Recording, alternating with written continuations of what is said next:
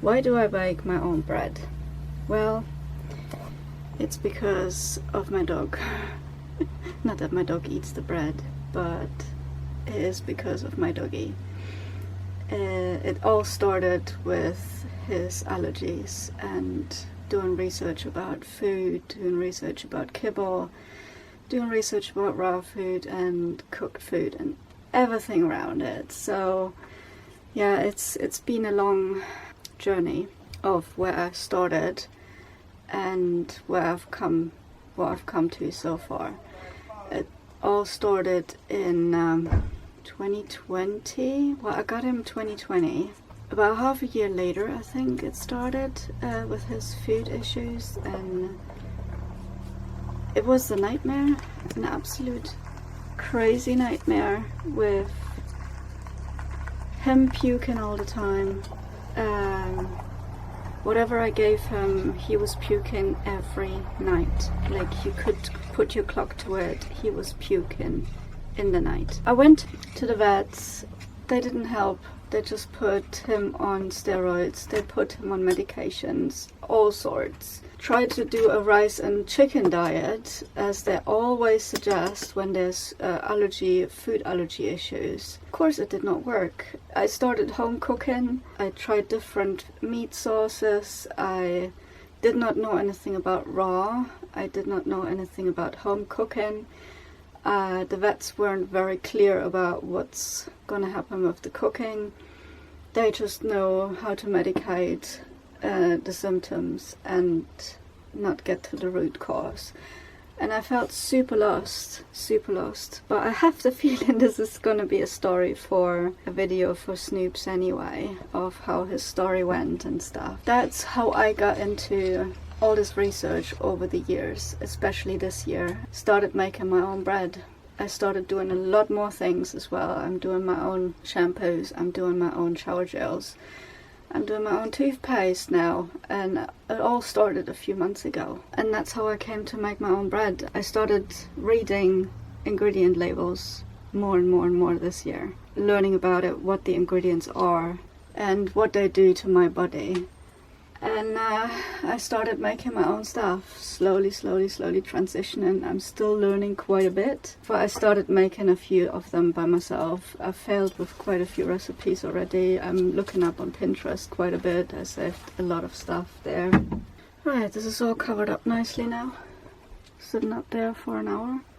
And I'm about to walk the dogs anyway, so that's gonna be risen up, probably double the size by the time I finish the dog walks, and then I will explain later of what I'm gonna do with it. Obviously I had to get myself a cast iron pot to be able to bake the bread. This is my Dutch oven cast iron bread making pot, and I bought the biggest one out there, literally the biggest one. It is too big, I have to say. It is too big for the facilities that I'm having, and I've noticed as well I need to store it somewhere else because it starts getting rusty underneath, and I don't want that because I'm not using it that much. About every 4 or 5 days I'm using that one. So yeah, I bought this one. It was very cheap, I have to say. I'm not buying expensive things anyway. This one here was a offer on eBay. It was 26 bucks, that thing, and I bought that because it has literally a pan on top of it, so if I don't use the pot, I use that lid as a frying pan, and I literally use that every night to fry my stuff because I'm frying quite a bit of stuff, and that works pretty good. But because it's new, like, what is it, over a month now, it's sticking to the bottom when I cook wrong. Yeah, I had to learn quite a bit to work with that and how to clean it and how to maintain it. That was at the start quite a bit difficult for me to actually get into how to clean it properly and not rust it and everything. So I got the hang of it now, kind of. I never heard about that stuff before either. This is all new to me. I ditched my non-stick cooking pans because of that material that's on them and everything.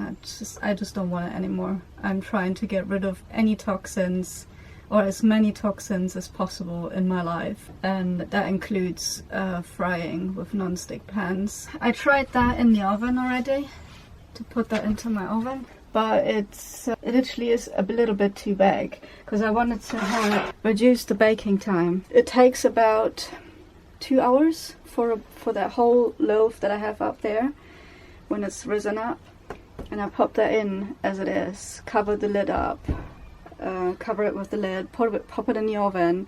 It takes about 2 hours to actually be ready. Plus I'll have to turn it every half an hour because the flames are just in the back and I don't want it burned. I made it work, which is good, but I think I need a smaller one to have smaller bread in there that goes faster. But otherwise I'm actually pretty happy with making my own bread, but it takes ages. And there's another reason, a big reason, why I started to make my own and look for non-toxic options and looking at non-toxic household items and everything to reduce plastic in my life, to reduce the toxins that are in everything. It's because about 2 months ago I had another stomach breakdown. I had to stop eating everything again I say, because my last was back in 2017. I was working in London, I was super stressed and my stomach just had enough, so I had to stop everything. I was vomiting, I had massive stomach cramps and I had to go to the emergency room. Luckily I had people with me that helped me out. It was a horrible time. I was living literally off rice and vegetables for over a month. Went from one appointment at the GP's to another and they always just suggested to take supplements. Couldn't find out what's wrong with me, literally. Nobody was able to tell me what's going on. It smoothed out after a while. It was just before Christmas as well, so I wasn't able to eat anything for Christmas, not even chocolate or anything. That was so hard. It went back to normal over a month ago. Yeah, it's been over a month now. I wanted to record the video when it was happening, but I just didn't do it. I stopped everything again. I looked up a low food map diet and started writing down what affects me when I eat it and what doesn't, what's good for it. My diet had shrunk already quite a bit over the last few years anyways because of budget restrictions. But then it was already massively reduced again and I was literally eating almost nothing. And I'm like, I have enough of this now, this is ridiculous. I need to find out what the heck's wrong with me, what my stomach needs and everything. I literally was super stressed out again. It's because of all the situation with not enough money, not enough jobs coming in, all the worries that I have lately about everything.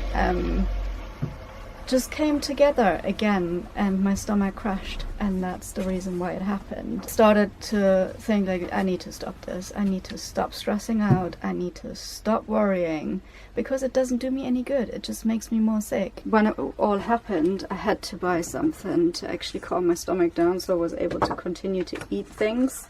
I knew I had to do something about my cheese eating and my mozzarella eating, because as soon as it goes to soft cheese or anything milky, it's over. And I've been eating that quite a lot over the summer anyway. I love eating tomatoes and mozzarella. I looked up enzymes until I found these digestive enzymes. These are these ones, and I thought I'm giving them a try. I just eat them with the food every time I eat, and they have like 18 different varieties to help me out with the digestion. And then I went on with the gut tablets. So these ones I just take once a day if I feel weird, because I could not concentrate for over half a year. I did not know what was wrong with me. I never had anxiety. I never had any crazy difficulties to actually follow conversations or being afraid of talking to strangers. I never had this issue before, and for the last half a year it gone really bad. Like, I was worried just to meet people on the streets, like walking past and everything. I was super had a brain fog going on. I never had brain fog in my life. I was like super worried about my health condition in general. And then I read about that. Well, what could cause this? Came down to 5 simple ingredients of vitamins that I'm missing. And because I'm living in the UK at the moment, it's literally dark every day. The amount of sunshine that we got this year was absolutely mental, with rain and clouds and coverage and everything.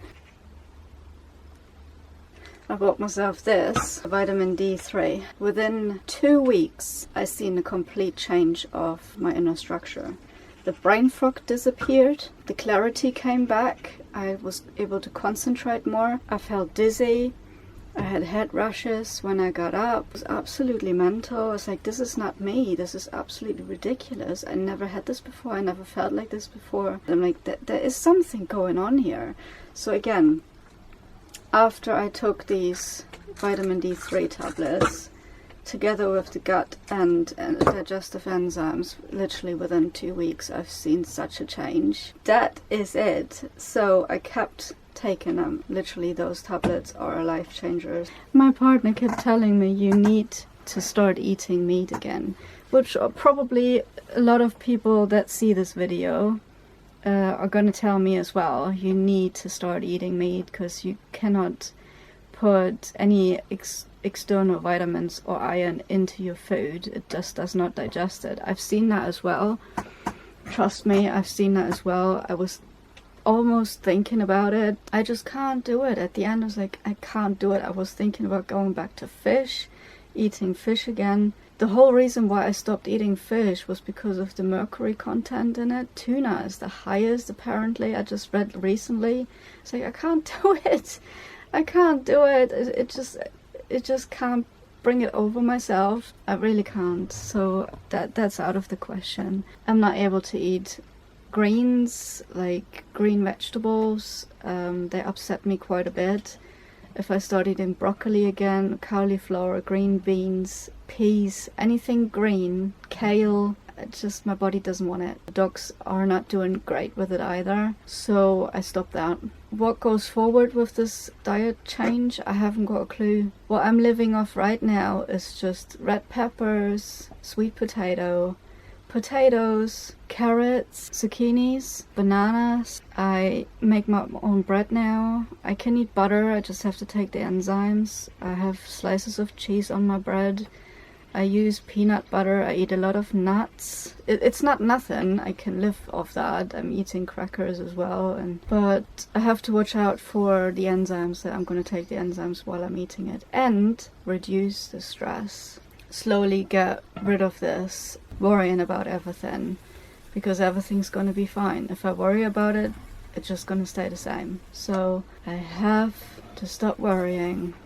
Even if it's very difficult for me to do so at the moment, but I need to stop worrying. As soon as I start worrying about something and think about something too much and I can feel it in my stomach, then I have to switch off and I have to tell myself, don't do it, just chill out, it's gonna be okay. And that's the second one. So now there's the first one.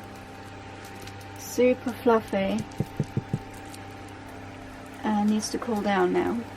And that's the second one in.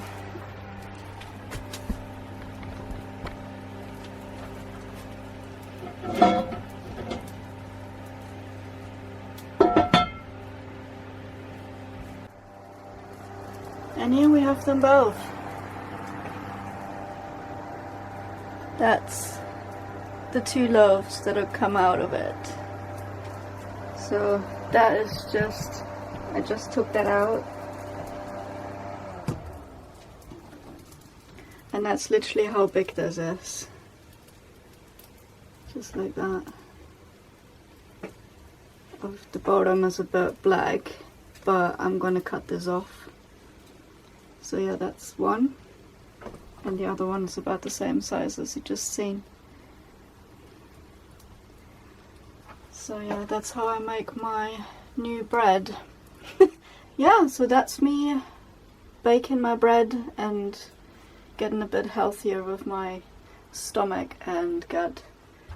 And if you do the same, or if you have any other questions, just let me know in the comments if you agree, if you not agree, what you think, what you do. I'd love to know if other people baking in their vans as well.